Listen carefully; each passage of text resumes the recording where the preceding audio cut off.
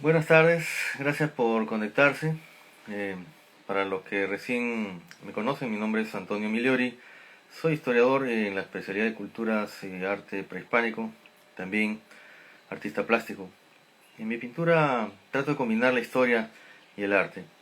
En esta oportunidad quiero comentarles sobre uno de los enigmas más interesantes que presenta el pasado prehispánico peruano. Me refiero a los utensilios de obsidiana en las trepanaciones paracas. La trepanación es una práctica médica que consiste en agujerear el cráneo. Es considerada como una de las técnicas quirúrgicas más antiguas que se conocen, siendo practicada en varias partes del mundo y en épocas antiguas, en la prehistoria. Antiguamente se realizaba también con el objetivo de eliminar enfermedades consideradas de origen cerebral. En la actualidad se emplea como acceso quirúrgico en algunas operaciones de neurocirugía, como es el caso de tumores cerebrales,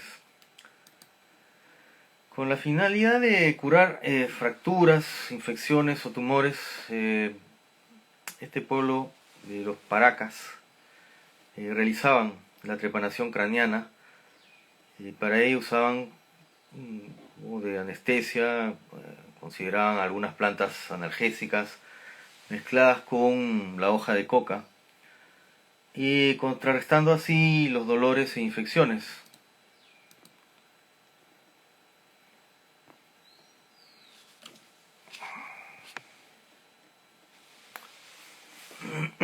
Como podemos ver el gráfico, se puede ver pues que se está practicando ahí una trepanación, ¿no? El cirujano Paracas empleaba diversos utensilios, ¿no? Algunos de ellos hechos de obsidiana, algo así como esto, ¿no? Es una aproximación de una especie de cuchillo de obsidiana,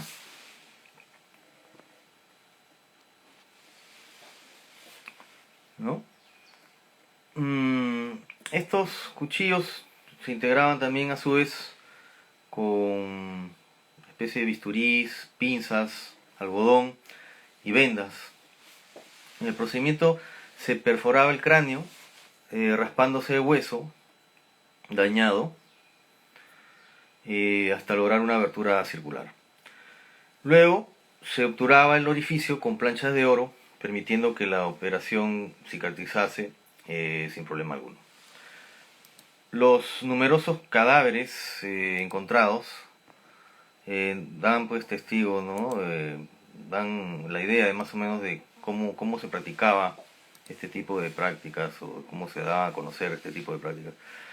Eh, en la mayoría de los casos, los cadáveres encontrados con trepanaciones craneanas indicaban que las personas podían sobrevivir a esta práctica. Aquí vemos algunos utensilios o instrumentos usados por los cirujanos Paracas, ¿no? Como pueden ver, son en base a puntas de obsidiana. Aquí tenemos otro ejemplo, ¿no? De la obsidiana en sí. Y también habían algunas puntas de sílex, como en este caso, que es otra piedra en la cual se utilizaba golpeando con otras y así obtenían el filo que necesitaban, ¿no? Aquí podemos ver también algunas herramientas de metal, de cobre, como pequeños tumis, algodón, y hebras de algodón, hilo y gasas, ¿no? Y después se cerraba la herida con todos estos elementos, la gasa, el algodón. Se le ponía pues prácticamente una placa metálica encima, podía ser oro, y se le envolvía al paciente, ¿no? Aquí vamos a ver otro gráfico.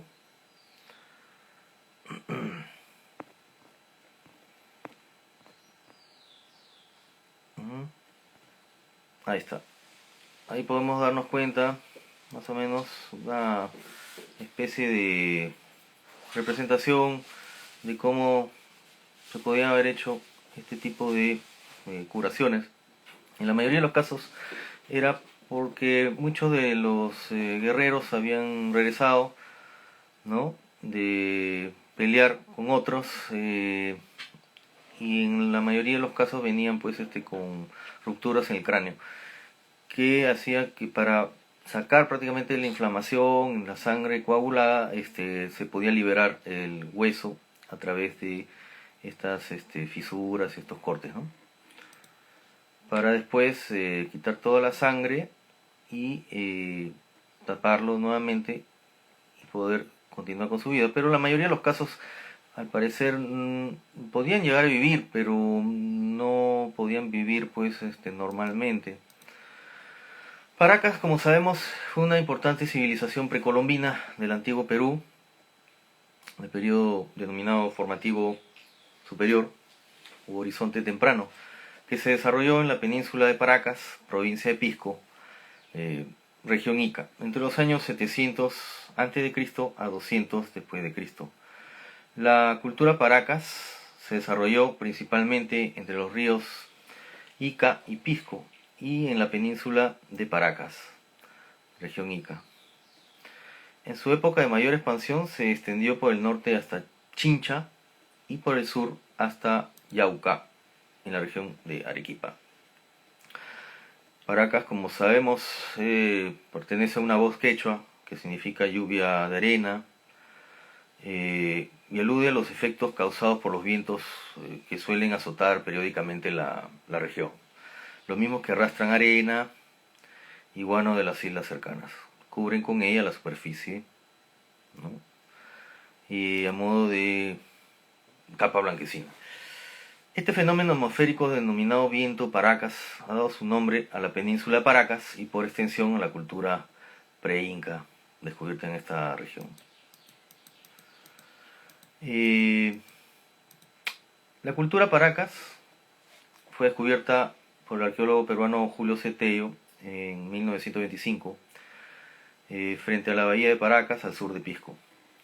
En agosto de ese año, Tello, ayudado por su discípulo Toribio Mejía Cespe, instaló un campamento arqueológico en el sitio. Los Paracas, aparte de hacer trepanaciones, practicaban también una textilería de alta calidad, de lana y algodón, así como una cerámica decorada y una cestería muy elaborada. También realizaban trepanaciones, como hemos visto, cuyos fines se discute todavía, ¿no?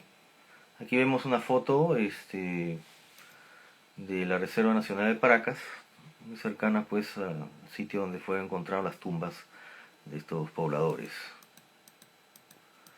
También vemos unas imágenes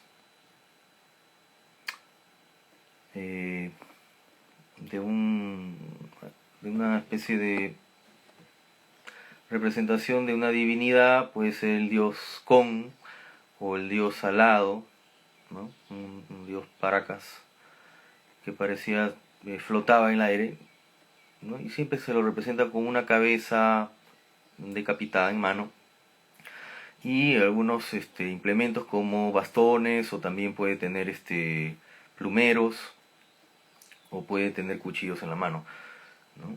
Hay otra representación también parecida que siempre sale como en formato horizontal y aparece también otro personaje que puede tratarse de este dios, ¿no?, como que está flotando, está volando, ¿no? Le podemos ver la diadema que presenta en la frente, los cabellos hacia atrás como en posición de vuelo, ¿no?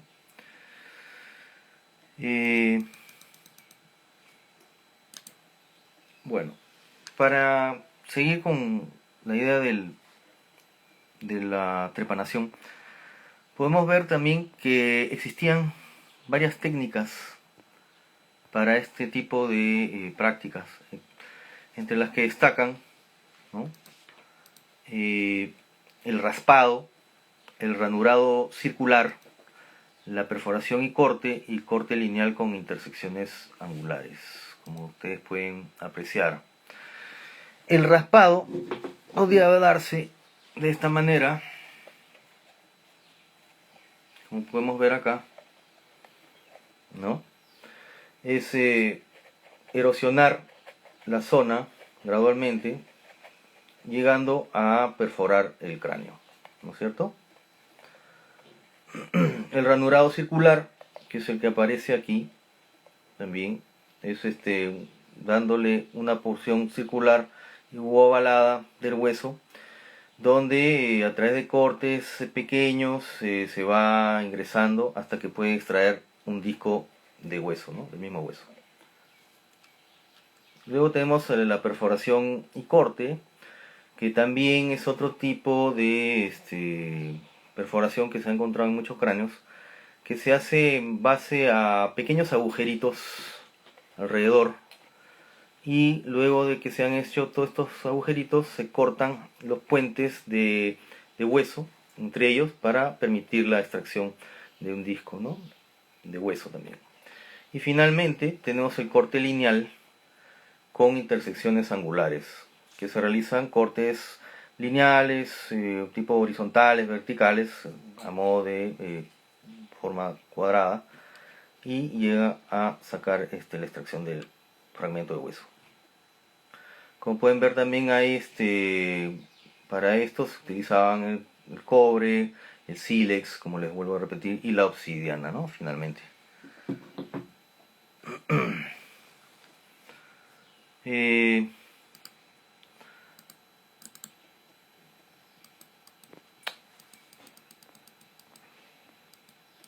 Hay otras herramientas que se utilizaban, que se hacían pues, por ejemplo, como agujas de metal y hueso, pequeños tumis para los cortes y las pinzas hemostáticas que se conocen en la historia de la medicina también. Estas prácticas no solo hicieron los paracas, hicieron otros pueblos también. Se cree que los chavín y también los incas, ¿no? Se han encontrado también en la mayoría de los casos. Aquí tenemos otra imagen donde nos da cuenta de cómo son las puntas de obsidiana en las herramientas que se utilizaban para hacer perforaciones en el cráneo. Aquí hay una especie de alfileres de obsidiana también, como ustedes pueden ver. Es como una especie de vidrio, ¿no? Vidrio, da ese efecto al menos, ¿no? Como si fuera un vidrio muy filudo. Esas constituirían las cuchillas de obsidiana, ¿no? Cuyos cortes pueden producir bordes más finos, o algunos bisturíes de acero también. Se cree que estas praxis se realizan para curar fracturas o hundimientos de las paredes óseas, como les decía, ocurridas durante las batallas, también para aliviar las migrañas o para el tratamiento de enfermedades mentales, ¿no? Mediante procedimientos mágicos o religiosos, de tal forma que al abrir el cráneo podían salir los espíritus que causaban el mal, ¿no? Es otra de las ideas, ¿no? Aquí podemos ver algunas prácticas en las cuales se ve el raspado, la técnica del raspado. Tiene tres orificios hechos en esa técnica. Y la siguiente podemos ver una serie de horadaciones en base a círculos pequeños, en los cuales se puede ver cómo ellos están tratando de hacer un círculo completo, ¿no? Aquí otros cráneos también, en los cuales presenta trepanación a través del raspado, y finalmente la trepanación final en forma de cuadrado, ¿no? En otro caso podemos ver cómo se ha tapado el orificio y en otros casos también se presentan como el hueso ha podido ser regenerado, ha hecho callo y ha podido el paciente, digamos en este caso, sobrevivir, ¿no?, a esta trepanación. Aquí les muestro algunas imágenes también sobre esta reconstrucción y sobre la obsidiana. La obsidiana, yo, en este caso que tengo acá, esto ya está pulida obviamente, pero como ustedes se pueden dar cuenta, es como una especie de vidrio de tipo volcánico, ¿no? Se utiliza pues para sacar también hoy en día elementos de joyería, ¿no? Energéticamente hablando también le tienen bastante aprecio a la obsidiana, porque supuestamente saca los espíritus malignos. Tenemos aquí también una especie de bodegón, podemos decir, de elementos que constituyen la trepanación craneana, ¿no? Vemos hachas de piedra, vemos la punta de obsidiana en los cuchillos, vemos también algunos cuchillos en media luna o pequeños tumis, ¿no? Y el sílex que es esa punta también de otro tipo de piedra, como les mostré al principio. Esta de acá. Bueno, la obsidiana en general, ¿de dónde proviene? El nombre de obsidiana deriva del latín lapis obsidianus, roca de Obsidius, del nombre de quien, según el escritor latino Plinio el Viejo, la habría descubierto por primera vez en las rocas de las áridas tierras etíopes. Naturalis Historia, la obra de Plinio el Viejo de Roma, si lo quieren buscar, incluye en su traducción al inglés algunas frases sobre el tema del vidrio volcánico, denominado Opsian, por su semejanza con una piedra Opsianus lapis, descubierta por el explorador romano Opsius en Etiopía. La obsidiana, llamada a veces cristal volcánico, es un tipo de roca ígnea, roca volcánica perteneciente al grupo de los silicatos, con una composición química de silicatos alumínicos y un gran porcentaje, 70% mayor, de óxidos silícicos. Su composición es parecida al granito y a la riolita.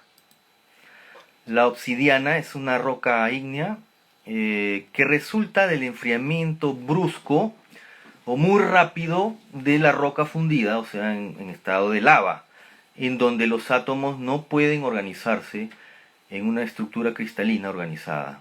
Es decir, que es un material amorfo, se le llama o se le denomina mineraloide, y su importancia radica en la gran variedad de usos, como la fabricación de herramientas y joyería. Su color es oscuro, aunque puede variar según la composición de las impurezas del verde, que puede ir hasta el oscuro, el más oscuro, al claro, al rojizo, a estar veteada en blanco, negro y rojo. Aquí tengo un ejemplo, ¿no?, de obsidiana en estado puro, pero con manchas grises, ¿no? Entre los colores de obsidiana que se registran tenemos la obsidiana arcoíris, tenemos la obsidiana marrón, roja, la marrón, como podemos ver ahí, la roja, y bueno, otras más, ¿no?, como verdes, plata, bronce. Hay otra más que es un poco curiosa, porque tiene como una especie de manchas medias ámbar en la parte de arriba, ¿no?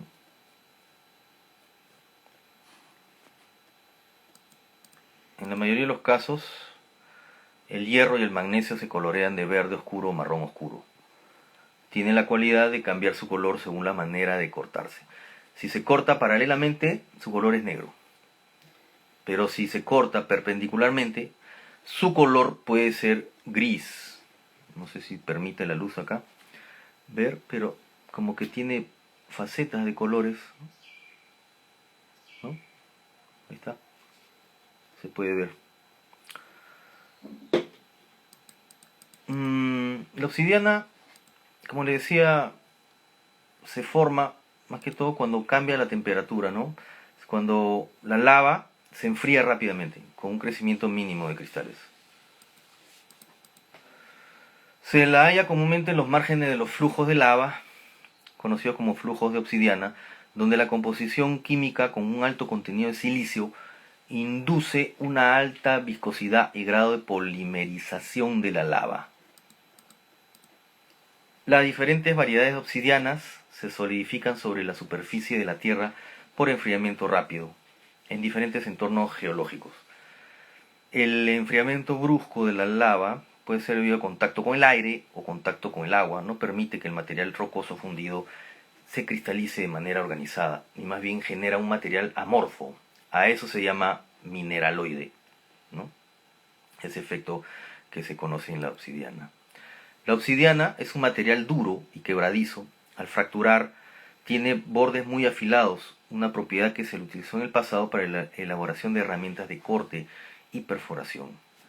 La obsidiana también se utiliza para fines, como ya dije, ornamentales o como piedra preciosa. Aquí vemos algunos artefactos de obsidiana utilizados en el pasado por los hombres primitivos. En los Andes, los movimientos telúricos, los temblores, los terremotos, son un elemento característico de su cotidianidad. Eso es así porque los Andes forman parte del cinturón de fuego del Pacífico, lugar donde la zona de subducción o proceso por el que una placa litosférica oceánica se hunde bajo otra placa, ya sea oceánica o continental, ocasiona gran actividad sísmica y volcánica. Precisamente este activo vulcanismo ha originado depósitos geológicos primarios y secundarios de obsidiana, ¿no? En diferentes partes de la cadena montañosa americana. A inicios de los 70 se encontraron ejemplares de obsidiana en la zona sur de los Andes peruanos, en Cusco y Puno, respectivamente. También se han encontrado en Ayacucho, Acarí, Andahuaylas, en Titicaca, también en una cantera ubicada en las inmediaciones del volcán Cotayayi, en el Valle del Colca, en Arequipa, en la parte alta de Moquegua, en el pueblo de Huaycahuacho, en la provincia de Lucanas, en el departamento de Ayacucho, en Macusani, en Puno, ¿no? Y finalmente vamos a ver otra piedra conocida como sílex, también llamada pedernal, que es un material heterogéneo que no es propiamente un mineral sino una roca. Está formado por una mezcla de minerales silíceos como cuarzo en forma microcristalina, cuarzo en forma criptocristalina fibrosa o calcedonia. También tiene que ver con la moganita y el ópalo, en proporciones que dependen del yacimiento o incluso del punto concreto del que se ha extraído dentro de un mismo yacimiento. Aquí tenemos, que ya he venido enseñando, una especie, ¿no?, sílex también. Esta es una punta de flecha original. Ustedes pueden ver el filo, o puede ser una punta de lanza también. Encontrado en un taller lítico de la costa norte peruana.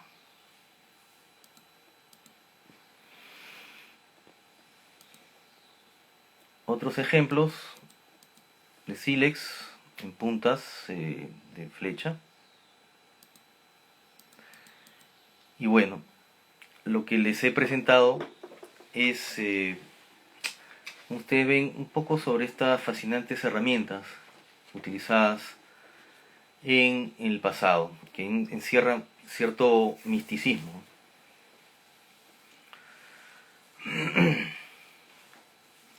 Hay una pregunta, ¿no?, de Marco Murguía, ¿Y cuál es el porcentaje de éxito de las trepanaciones?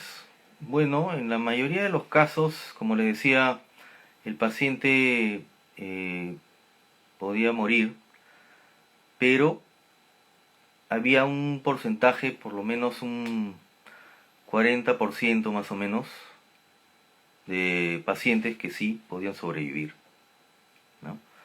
Claro que no quedaban normalmente, ¿no? Quedaban con sobresaltos, con formas pues que no son tan naturales de ver, ¿no? En todo caso había que asistirlos, había que darles constantemente de comer o estar ahí cerca, ¿no? Bueno, todos estos elementos, estas herramientas utilizadas en el pasado forman parte de los enigmas del pasado prehispánico y es lo que yo les quería compartir. Muchas gracias por seguirme y conectarse. Aprovecho la oportunidad para comentarles que este 30 de junio y 1 de julio daré un taller virtual que estoy dictando sobre la iconografía Chancay. Se trata de 2 sesiones virtuales donde haremos un recorrido sobre las principales manifestaciones del diseño iconográfico de la cultura Chancay. Si desean mayor información, pueden entrar a mi página web, el feed de mi perfil, o me pueden contactar a través de mis redes. Muchas gracias por la atención. Buenas tardes.